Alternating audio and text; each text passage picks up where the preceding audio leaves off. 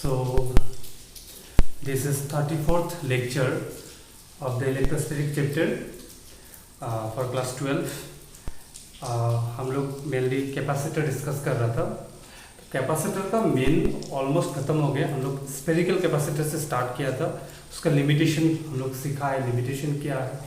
फिर parallel plate capacitor का capacitance का फॉर्मूला हम लोग डिराइव किया, कितना एनर्जी स्टोर होता है वो हम लोग कैलकुलेट किया है। सीरीज पैरेलल का फॉर्मूला हम लोग डिराइव किया, उसका न्यूमेरिकल सॉल्व किया। And now we are going to discuss about dielectric constant. मैं शुरू से बता के आ रहा हूँ कि डाइलेक्ट्रिक कांस्टेंट का काफ़ी इम्पोर्टेंस है। इसका सिर्फ कैपेसिटेंस ही नहीं बढ़ाता है, और भी काम है। कैपेसिटेंस तो बढ़ाएगा ही, और भी कुछ एडवांटेज है। हम लोग बेसिक से स्टार्ट करेंगे। Okay, so the topic is dielectric in a capacitor. तो हम लोग को पता है कैपेसिटर में दो प्लेट होता है, one is positive plate having +2 charge and other is negative plate having -2 charge. और बीच में दोनों का बीच में कितना है, मीडियम क्या है, वैक्यूम है, वैक्यूम का एयर है। ओके, सो इसमें क्या है कि हम लोग को ये भी सीखा है कि एक प्लेट दूसरा प्लेट को क्या करेगा, अट्रैक्ट करेगा, ठीक है, ऑपोजिट चार्ज से। तो अट्रैक्शन फोर्स का वैल्यू कितना है, F = Q² divide by 2ε0 into A। A is the area of plate. Okay, so ये फोर्स का वजह से दोनों प्लेट अट्रैक्ट होकर चिपकने का चांसेस है। तो बीच में हम लोग डाइलेक्ट्रिक डालेंगे तो नहीं चिपकेगा, ये एडवांटेज है। सिर्फ यही एडवांटेज नहीं है, और भी है। सो अभी डाइलेक्ट्रिक क्या है थोड़ा बहुत हम लोग जान लेते हैं। अभी तक हम लोग बेसिक क्लासेस में हम लोग सीखा है कि ऑलरेडी कि मटेरियल का मेनली 3 भाग होता है। एक तो प्राइमरी सेक्शन में तो हम लोग 2 भाग सीखा है, जैसे कंडक्टर, इंसुलेटर। बाद में और एक कैटेगरी आएगा सेमीकंडक्टर। तो डाइलेक्ट्रिक कंडक्टर भी नहीं है, इंसुलेटर भी नहीं है, सेमीकंडक्टर भी नहीं है। कोई बुक में सेकेंड लिखा रहता है, लेकिन एग्जैक्टली सेमीकंडक्टर भी नहीं है।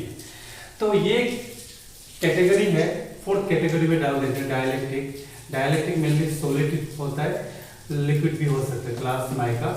So do not allow current, मतलब डाइलेक्ट्रिक से करंट पास नहीं होगा, but allow us development of electric field. But electric field developed होता है डाइलेक्ट्रिक का अंदर, इलेक्ट्रिक फील्ड डेवलप्ड होगा बट करंट पास नहीं होगा। This is 4th category of material. Okay,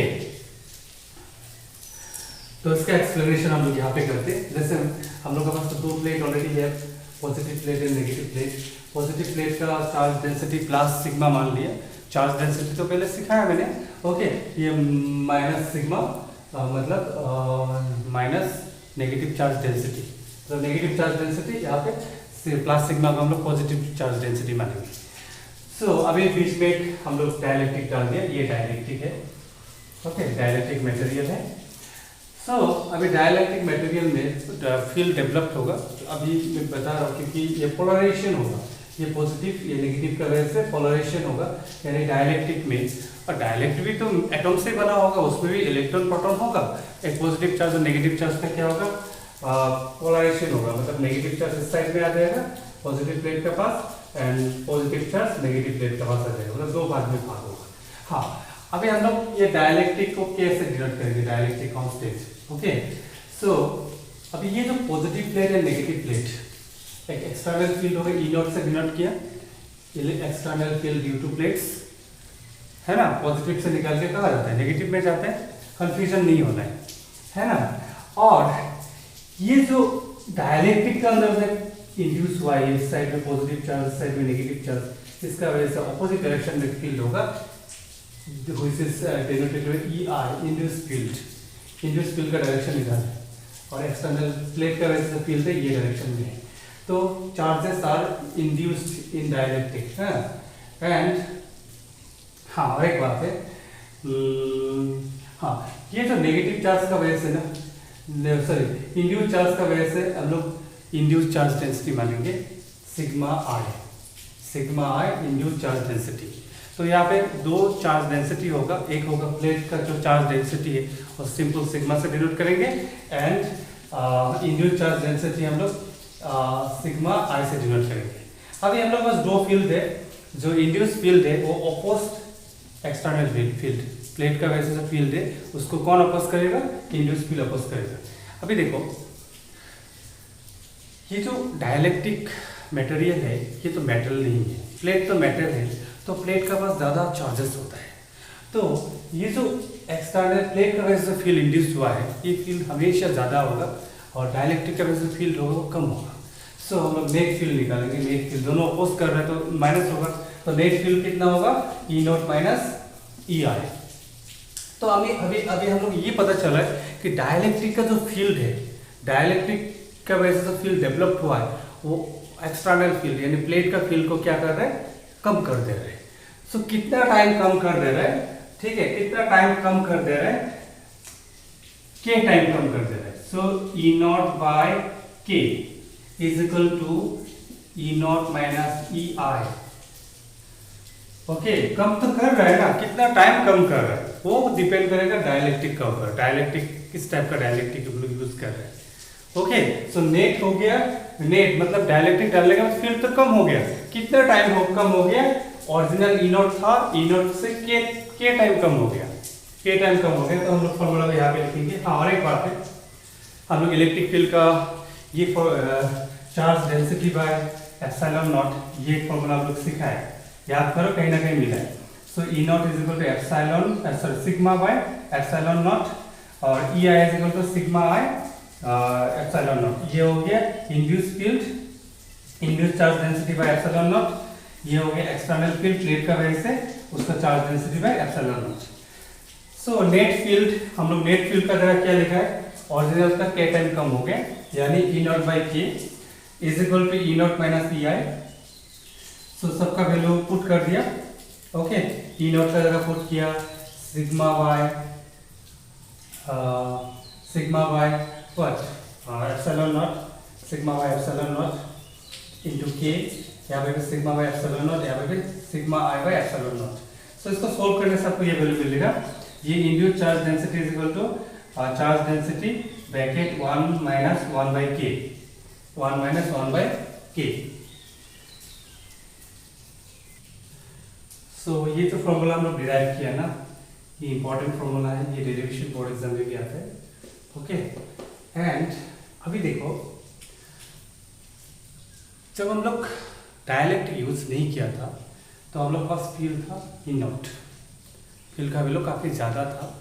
जब डाइलेक्ट्रिक यूज किया तो फील्ड का वैल्यू क्या हो गया, डिक्रीज हो गया, और दो प्लेट के बीच में वोल्टेज डिफरेंस का, वोल्टेज डिफरेंस में क्या डिफरेंस आएगा आप देखो। अभी जैसे हम लोग को पता है कि delta V naught voltage difference is equal to E naught into D, ये फॉर्मूला तो बहुत बार बोल चुका हूँ विदाउट डाइलेक्ट्रिक, डाइलेक्ट्रिक जब यूज नहीं किया था। सो डेल्टा वी यानी डाइलेक्ट्रिक यूज करने के बाद आपका ई नॉट का जगह क्या हो जाएगा, ई नॉट बाई के टाइम कम हो जा रहा है डाइलेक्ट्रिक का वजह से, डाइलेक्ट्रिक ने ऑपोजिट डायरेक्शन में इंड्यूस फील्ड जनरेट कर रहा है इनटू डी। सो ई नॉट इनटू डी का जगह हम लोग क्या लिख सकते हैं, वी नॉट यानी वी नॉट बाय के, यानी डाइलेक्ट्रिक करने से वोल्टेज डिफरेंस भी के टाइम क्या हो जाएगा, कम हो जाएगा। अभी देखो कैपेसिटेंस में क्या डिफरेंस आएगा, सी इज इक्वल टू हम लोग को पता है Q by sorry C naught, मतलब वैक्यूम में जो कैपेसिटेंस है C naught is equal to Q by delta V naught, ये वाले यूज किए विदाउट डाइलेक्ट्रिक। और डाइलेक्ट्रिक डालने से क्या होगा, क्यू तो क्यू रहेगा, वोल्टेज क्या हो जाएगा बीटा, क्या टाइम कम हो जाएगा वी नॉट बाई के, इसका मतलब है V naught Q by V naught का जगह हम लोग क्या लिखेंगे सी नॉट यानी K into C naught. So C is equal to dielectric डालने के बाद के इंटू सी नॉट का वैल्यू क्या है, हम लोग तो वैक्यूम के लिए कैपेसिटेंस ऑलरेडी निकल चुके हैं, C naught is equal to epsilon naught A by what D. इसका मतलब है वैक्यूम में जब कैपेसिटेंस दो प्लेट के बीच में जब वैक्यूम है तो इतना कैपेसिटेंस था, वही डाइलेक्ट्रिक डालने से के टाइम क्या हो गया, कैपेसिटेंस क्या हो गया, इंक्रीज हो गया, के टाइम इंक्रीज हो गया।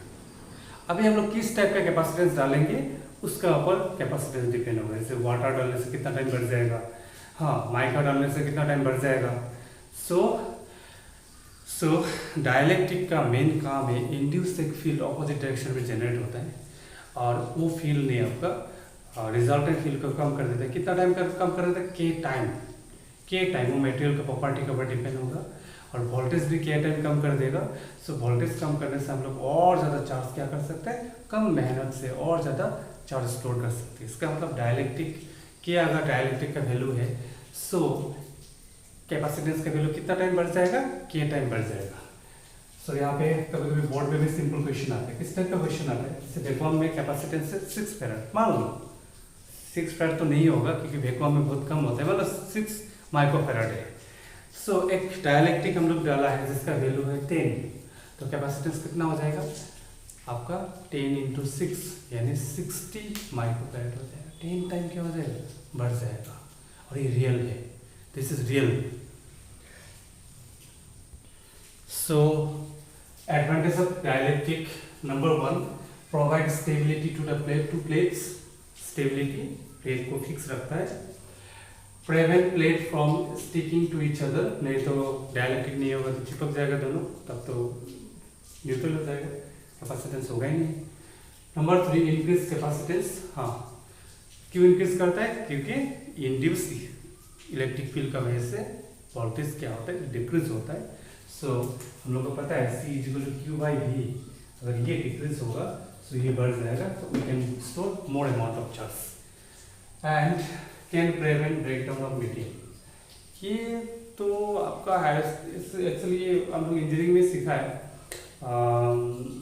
कभी कभी क्या होता है कि इसको मैं बाद में एक्सप्लेन करता हूँ, एक पॉइंट को आगे आएगा एक केसेस, उसमें अच्छे से एक्सप्लेन कर दूंगा, जस्ट याद रखो अभी के लिए। So we have a question, what is the value of K for metal? We know that E naught by K is equal to, or you can say okay, E naught minus EI. Okay, so actually ये तो net field है, this is net field. So net field आपका metal, अगर dielectric का जगह metal होगा तो plate भी मेटल का है, तो मेटल में almost induce field end plate का वैसे फील्ड है वो क्या होगा, सेम होगा।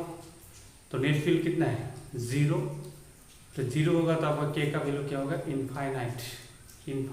लेकिन हम मेटल यूज नहीं कर सकते, के का वैल्यू कितना है, इनफाइनाइट। अब सॉल्व करके देखो मिल जाएगा। फिर what is the value of के फॉर एयर। सो एयर में तो इंड्यूस फील्ड नहीं होगा, इंड्यूस फील्ड तो होगा नहीं। सो आपका फील्ड अगर इंड्यूस नहीं होगा तो ओरिजिनल फील्ड को कम भी नहीं होगा, तो वोल्टेज भी नहीं होगा, तो कैपेसिटेंस का वैल्यू क्या होगा, सेम होगा। तो के का वैल्यू कितना है, 1 एयर के लिए 1 है। Now we have a important topic, very important, board exam के लिए भी इंपॉर्टेंट है, capacitor with partially filled dielectric. मतलब पूरा जगह को हम लोग डाइलेक्ट्रिक फिलअप नहीं किया। जैसे यहाँ से लेके यहाँ तक है डी डिस्टेंस था, तो एक छोटा सा मतलब ये जगह में हम लोग एक डाइलेक्ट्रिक डाला है जिसका थिकनेस है टी। तो डाइलेक्ट्रिक डालने से हम लोग फील्ड के टाइम कम हो जाते हैं। ये डाइलेक्ट्रिक का, इस मटेरियल का डाइलेक्ट्रिक का वैल्यू कितना के है, और ये एयर का है, ये तो वैक्यूम है, मतलब पार्शियली फील्ड है ना, इतना ही फील्ड क्या होगा, ये तो फील्ड उतना ही होगा। सो हम लोग को पता है कि डेल्टा V = E × D। सो हम लोग दो पार्ट में हैं अभी, सो E1 D1 plus E2 D2 just मान लिया हम लोग। अभी E1 इतना क्या है, E naught है, और ये अगर D है, ये T है, तो ये कितना होगा, D - T होगा, D - T प्लस इसका फील्ड कितना है, E naught by K into इसका थिकनेस कितना है, डिस्टेंस T। सो E naught, E naught को कॉमन ले लिया तो क्या होगा, D - T plus T by K। और E naught क्या है, फील्ड का वैल्यू हम लोग कैपेसिटर के लिए निकाला था पहले, Q/A × ε0, बाकी एज इट इज से ये डेल्टा V है। उसके बाद हम लोग कैपेसिटेंस क्या है, C = Q/ΔV। सो P का जगह ये वैल्यू पुट करो तो मिल जाएगा E naught A by D - T plus T by K। सो ये बहुत एक इम्पॉर्टेंट फॉर्मूला है, इसका डेरिवेशन बोर्ड में आ सकता है, इसका न्यूमेरिकल भी आता है बोर्ड में। ओके, सो ये मोटा मोटी स्टोरी है डायलेक्ट्रिक का। एंट्रेंस लेवल में हम लोग और थोड़ा सा जाना पड़ेगा। ओके, जब स्कूल खुलेगा तो मैं बताऊंगा, थोड़ा सा ग्राफ वगैरह है एनर्जी रिलेटेड कुछ है जो कि आपका सिलेबस का नहीं है, बीएससी लेवल का বা इंजीनियरिंग लेवल का भी एक तो पूछ देता है, so we have to go through about it. So इसी में हम लोग इलेक्ट्रोस्टैटिक्स को ख़त्म करते हैं। So next video I will start electrodynamics. Electrodynamics part बहुत जल्दी ख़त्म हो जाएगा, वहाँ पे ज़्यादा प्रॉब्लम नहीं है, और इलेक्ट्रोस्टैटिक्स पार्ट को आप लोग जितना हो सके प्रैक्टिस करो। ओके।